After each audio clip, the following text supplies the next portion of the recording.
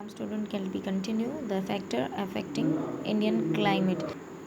यहाँ पे लैटिट्यूड कैसे इफेक्ट करता है. Tropic of Cancer pass through the middle of the country. हम देख चुके हैं कि जो ट्रॉपिक ऑफ कैंसर है वो भारत के बीचों बीच से गुजरता है, रण ऑफ कच्छ से और मिज़ोरम ईस्ट से. ठीक है, इस तरह बिल्कुल हाफ पोर्शन में डिवाइड करने के बाद जो नीचे वाला पोर्शन है आपका केरला कर्नाटक वाला वो ट्रॉपिकल एरियाज़ में आता है और उसके ऊपर वाला नॉर्थ पोर्शन किस में आता है, सब ट्रॉपिक्स एरिया में भारत का आता है.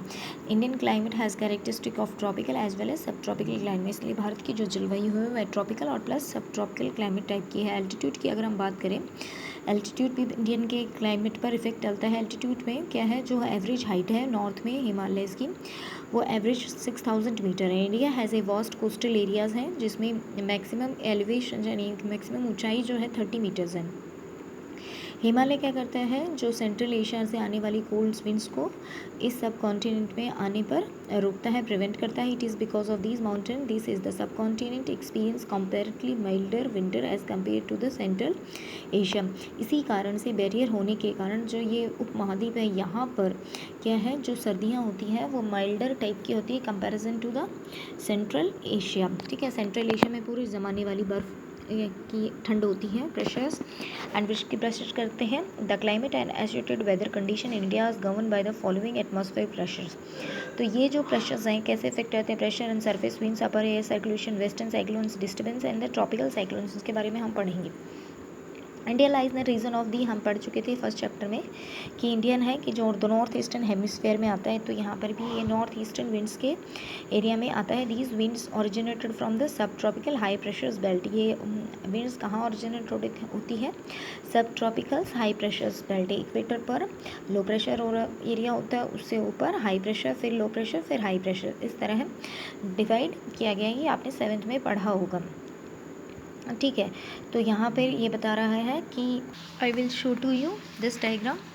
दिस इज़ द, देखो बेटा ये इक्वेटोरियल लो प्रेशर बेल्ट है जो आपकी ये दिख रहा है 0 डिग्री पर, 5 डिग्री नॉर्थ, 5 डिग्री साउथ में दिख रहा है आपको. फिर उसके ऊपर आता है आपका सब ट्रॉपिकल हाई प्रेशर बेल्ट जिसे हॉर्स लैटिट्यूड कहा जाता है. 30 से 35 डिग्री के बीच होता है. यहाँ पे 30 से 35 के बीच सब ट्रॉपिकल हाई प्रेशर बेल्ट है, ये भी हॉर्स लैटिट्यूड है.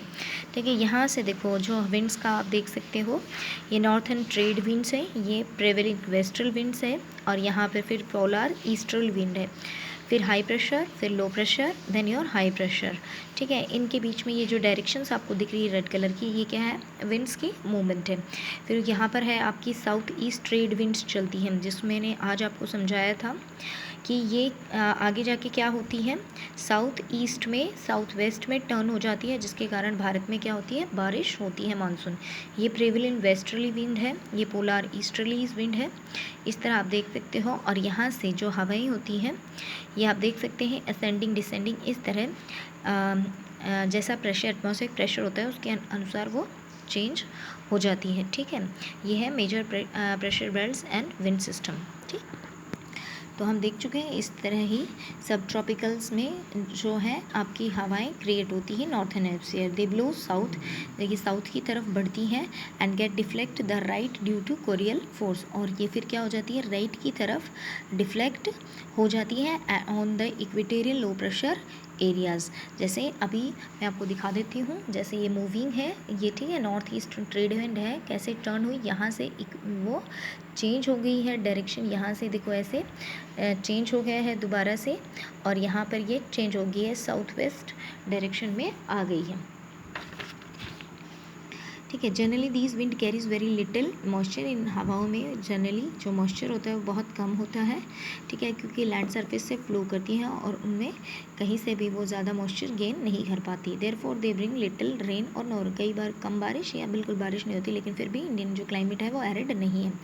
कोरियल फॉल्स, तो हम बता चुके हैं कि अर्थ के रोटेशंस के कारण जो कोरियल फॉल्स होता है वो क्या होता है, इन हवाओं के डिफ्लेक्टिंग दिशाओं को बदलने के लिए रिस्पॉन्सिबल होता है. नॉर्थन हेमिस्फीयर में राइट साइड मुड़ जाती हैं और सदर्न हेमिस्फीयर में लेफ्ट साइड मुड़ जाती हैं. ठीक है, this is also known as Ferrel's law. इसे फेरल्स लॉ कहा जाता है. The pressure and the wind condition over India, Bharat की जो प्रेशर है या विंड की जो कंडीशन वो बिल्कुल अनोखी है ड्यूरिंग विंटर्स. यहाँ पर नॉर्थन हिमालय में क्या रहता है, हाई प्रेशर होता है, जिसके कारण कोल्ड ड्राई विंड्स ब्लो होती है इस रीजन्स में, this regions to the low pressure areas. और यहाँ से जो कोल्ड ड्राई विंड्स कहाँ पे मूव करती हैं, लो प्रेशर एरियाज़ में, लो प्रेशर एरिया की तरफ जाती है, over oceans to the south. ठीक है, साउथ की तरफ, यानी कि विंटर्स में जो हवाओं का डायरेक्शन है वो है लैंड टू सी, और समर में है सी टू लैंड। ठीक है, लो प्रेशर समर में क्या लो प्रेशर एरिया डेवलप होता है इंटीरियर एशिया में, ठीक है, as well as in north western India में। नॉर्थ वेस्टर्न आपका पूरा पार्ट आ गया है आपका, जिसमें आपका जम्मू कश्मीर, हिमाचल प्रदेश, पंजाब, हरियाणा, लद्दाख, ये दिस कॉजेज कंप्लीट रिवर्सेबल। और इससे पवनों की दिशा क्या होती है, चेंज होती है during summer. Air moves to high pressure and over the southern Indian ocean in a easterly direction.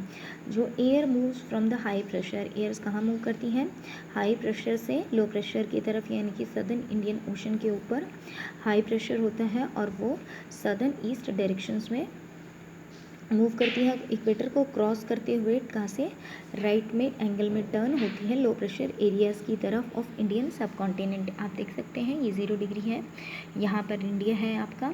इस तरह ये विंड्स आकर, यानी कि ये साउथ ईस्ट ट्रेड विंड जो आती हैं वो यहाँ से क्या हो जाती है, डिफ्लेक्ट हो जाती हैं और साउथ वेस्ट में एंटर्ड करके भारत में वर्षा करती हैं। ठीक है, आगे चलिए यहाँ पे, ठीक है, एंड आगे कहता है these are known as south west monsoon wind, जिसे हम साउथ वेस्ट मानसून विंड्स कहते हैं।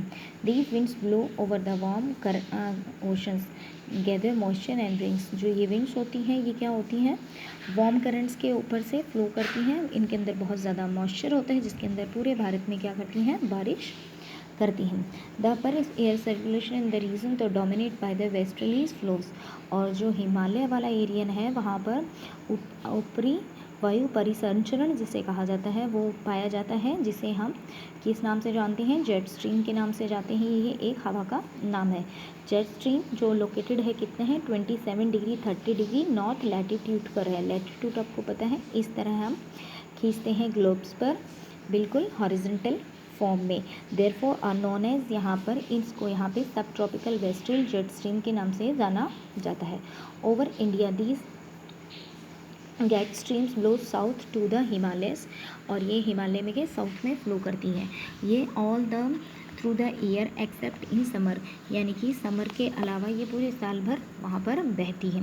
The western cyclonic experience in the north, western cyclone का जो डिस्टर्बेंस है वो कब महसूस किया जाता है, उत्तर भारत में नॉर्थ और नॉर्थ वेस्टर्न पार्ट में ऑब्जर्व किया जाता है, किसके थ्रू, वेस्टर्लीज फ्लो के थ्रू किया जाता है। समर में the sub tropical westerly jet streams move north of the Himalayas with the apparent movement of the sun. ठीक है, और वेस्टर्ली जेट स्ट्रीम्स है वो हिमालय में, अभी हमने पढ़ा कि वो साउथ में होती है, यहाँ पर हमने पढ़ा ना साउथ ऑफ द हिमालयस, लेकिन हिमालय सन की जो मूवमेंट है उसकी कारण क्या होता है, सब समर में ये नॉर्थ में शिफ्ट हो जाती है, हिमालय के नॉर्थ में शिफ्ट हो जाती हैं। The easterly jet stream called सब ट्रॉपिकल ईस्टर्ली जेट स्ट्रीम। इस तरह तो दूसरी जो जेट स्ट्रीम है, एक वेस्टर्ली जेट स्ट्रीम है, एक ईस्टर्ली जेट स्ट्रीम है, जिसे an easterly jet stream called the sub tropical easterly jet stream blow over the peninsular India. तो आपका है वेस्टर्न जो sub tropical western jet stream flow करती है हिमालय में साउथ और नॉर्थ में, और सब tropical easterly jet stream flow करती है पेनिसुलर इंडिया में approx 14 degree north summer month में। अब हम आपको बता देते हैं यहाँ पर कि जो जेट स्ट्रीम है वो 12,000 मीटर्स हाई एल्टीट्यूड की ऊंचाई पर वेस्टर्न ट्रोपोस्फेयर्स में फ्लो करती है। ये क्वेश्चन आ सकता है कहाँ पर, ट्रोपोस्फेयर्स में। इसकी स्पीड में वेरिएशन है, समर में इसकी स्पीड 110 है और विंटर में 140 किलोमीटर्स पर आवर है। ठीक है, ए नंबर ऑफ इसमें सेपरेट जेट स्ट्रीम्स पाई आइडेंटिफाइड की जाती हैं। The most constant are the mid latitude, ये mid latitude plus sub tropical jet streams देखने के लिए मिलती है। वेस्टर्न साइक्लोनिक डिस्टर्बेंस क्या है, यहाँ पर western cyclonic disturbance are weather phenomena है एक तरह का of winter month brought in the western flow in the Mediterranean region. Mediterranean regions में सर्दियों में, ठीक है, जो पश्चिम से हवाएं चलती है उसकी ही मौसमी घटना है ये। द यूजर इन्फ्लुएंस द जो जिसके कारण भारत के उत्तर का जो मौसम है या नॉर्थ वेस्टर्न जो इंडिया का रीजन है वो ज़्यादा इफेक्टेड होता है। ट्रॉपिकल साइक्लोन्स यानी कि उष्ण कटिबंधीय चक्रवात की बात करें, ये भी मानसून पीरियड में अक्टूबर और नवंबर में ईस्टर्लीज फ्लो के कारण, ठीक है, ये आपकी ईस्टर्लीज फ्लो है, ठीक है, ये आपकी ईस्टर्लीज फ्लो है, इसके कारण क्या होते हैं, साइक्लोन्स क्रिएट होते हैं। द डिस्टर्बेंस इफेक्ट द, जिसके कारण कोस्टल एरिया पे बहुत ज़्यादा इफेक्ट आता है, फ्लड आती है, डिस्ट्रैक्शन होता है। अब इंडियन मानसून के पे हम चलते हैं। Indian climate strongly wind, monsoon wind से इफेक्टेड होता है। जो सेलर एंशिएंट टाइम में इंडिया में आते थे वो इन मानसूनी घटनाओं से प्रभावित होते थे, क्योंकि जब मानसून में के कारण जो हवाएं साउथ वेस्ट से चलती थी, इस डायरेक्शंस में चलती थी, जिसके कारण वो आसानी से भारत में आ सकते। जो अरब मर्चेंट्स थे also came to India as trader name the seasonal reversible of the wind system monsoon.